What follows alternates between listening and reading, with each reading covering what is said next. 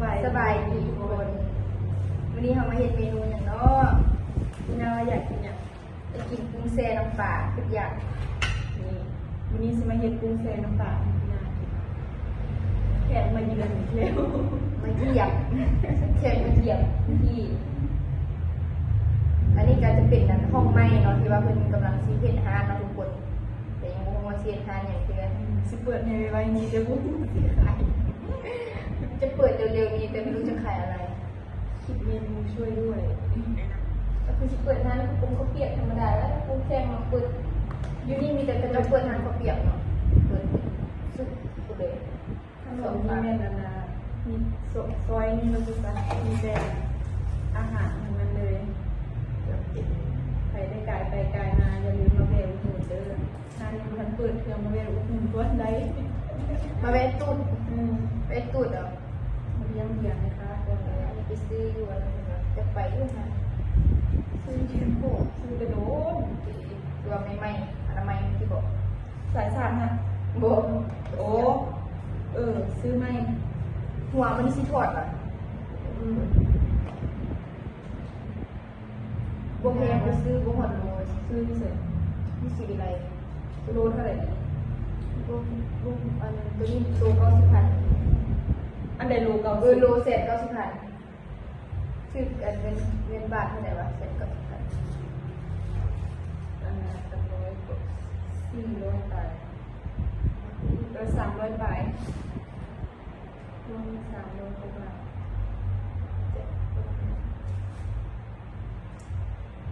เรามานั่งเบิ้งนะทุกคน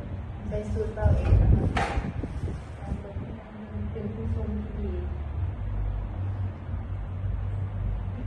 มีแผนว่าสิพากันไปอันเที่ยวไปเบิ่งร้านเราแต่มื้อนั้นยังบ่ได้ไปเลยบ่มีเงินบ่มีเงินบ่มีงบไปสิพากันไปใส่ก็ได้แต่เบิ่งว่าสิพากันไปภูเบียเขาสิไปงบประหยัดสุดเนาะจ้างรถไปแล้วก็จ้างรถไปเอาแล้วก็เซาจังเขาจะไปย่างผัวนั่นนะอันนั้นไปย่างตาสว่างเอาตัวเจ้าทำเดือนนี้เดี๋ยวเจ้าทำเพื่อสุดท้ายตัวว่าบ่ได้ใส่สีเหลืองดูแค่ไม่จัดดูสดร้อนดูระบบดูเหี่ยวแต่ว่ากรมยวนทางพาราชตัวแต่ว่าเห็นกระเจ้าข้ามมันนั่นนี่แล้วข้ามได้ครับดูก็เป็นข้ามอันนี้ก่อนข้ามปากหัวข้ามบักเป็นคล้ายๆเจ้าที่มันบ้านเกิดมันจะข้ามโบข้ามบักนี่ปัจจุบันเกิดในโบไกลนะที่รถดับรถไป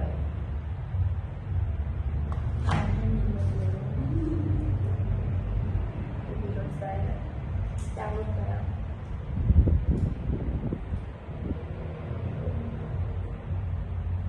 เดี๋ยวช่วงนี้กับโบค่อยเป็นญาติกันบ่อยช่วงนี้เขากับโบค่อยมีคลิปเนาะก็ได้ไปใส่ไปขนเครื่องว่าสิลงบ่ได้ลงสักก่อนบ่ได้ลงอ่ะเมื่อยมันเดิน1 นาทีเพราะว่าเขาหากันย้ายห้องย้ายอย่างมาเลยเนาะบ้าเบิ่งขนเครื่องมันจนเจ็บตัวทรงมือพวกกินเกือบทันเขาถ้ากันยกอันตู้ได้ตู้ทรงตู้แช่ตู้เย็นอย่างเนาะทุกคนเครื่องหนาเหนื่อย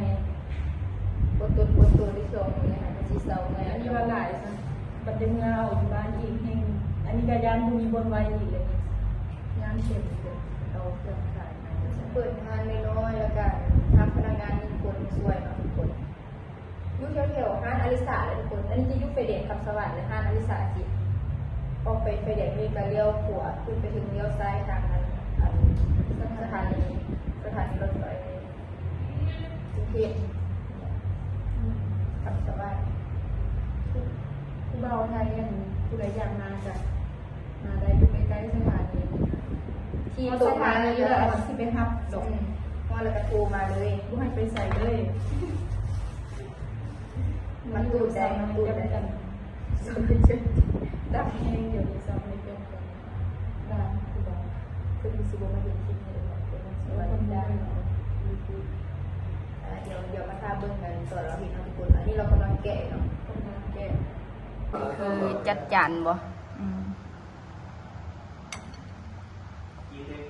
เขาเฮ็ดขายก็เฮ็ดอันนี้แหละเนาะจานละ5 ตัวเนาะเพื่อหน้าตาเลยทรงผม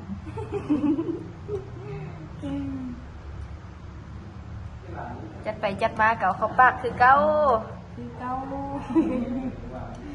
อยู่ให้อยู่นะคือเก่า มึงเอ้กูต้องนึกนะที่ว่าสมัยแต่ละกับมึงนะ อย่าลืมไปติดตามช่องอันสาวน้อยนาสตอรี่เด้อทุกคน ผู้ติดตามยังบ่ฮอดพันซะ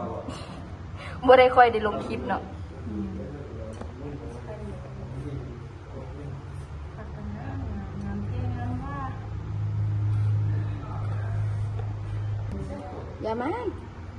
เขาปากคือเก่า ดีกันด้วย ออนเอาอันนี้มันน้อยๆนิดนึงเนี่ย ขัดลมมัน พัดลมกระเพงเกิน มีไผใส่ ดีแล้วก็รู้ความแข็งแรง ซีเล็กคุณสู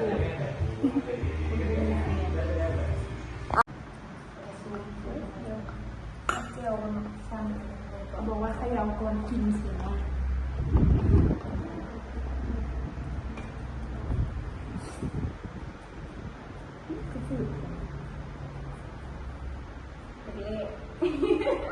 เล็กๆมันก็สิคืนเดียวคุณสูเดียวเลย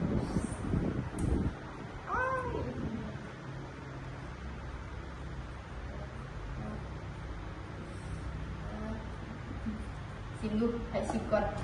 งานเล็ก ไก่ก่อนสูงมียาพิษบนชาให้ชิมก่อนมาชิมมาเด้อก่อน เริ่มสวดก่อนเลยทีนะ เดี๋ยวมาเลย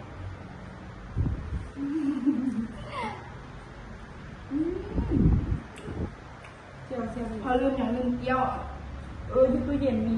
ชิมก่อนชิมก่อน บอกว่าเดี๋ยวสิแล้ว มีแบบปลาเผ็ดได้ใหญ่ขนาดเกี๊ยวซีฟู้ดนี่เขาบริจางเนาะแต่ว่ากินแดงตัวนี้เนาะทุกคนดูบ้านนั้นสีวิไลเสียผักเกี๊ยวก็จับดีๆดูตะกล้องกันเลยอู้มึนเลยได้หัวจะได้คือมาคำหักก็เจ็บหอมเห็นมันได้เกาะเห็นกระไดเกาะโอ้จับดีเลยแม่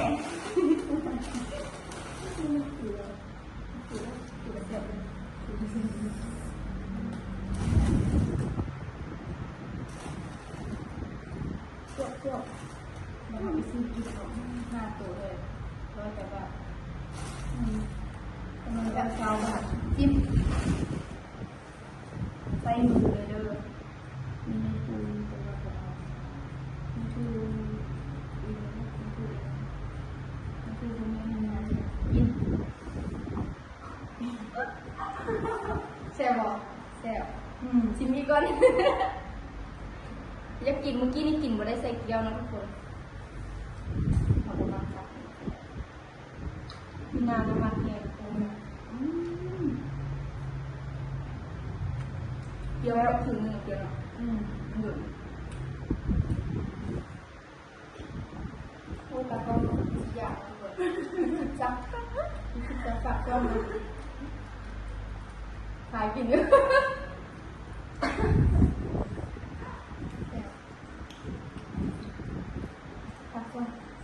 ฝากกล้องเลยเลยทุกคนกล้องน้อยหน้าสตอรี่เนาะ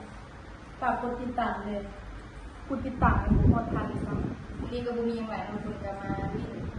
ก็เรากันย้ายห้องใหม่เนี่ยแต่เลยว่าดินน้ำคนจะว่ามีหมู่ว่าจับไข่ตอนนี้นะ ย้ายห้องเตรียมสิเปิดร้านในวันนี้เดี๋ยวเปิดมัวสิบายเนี่ย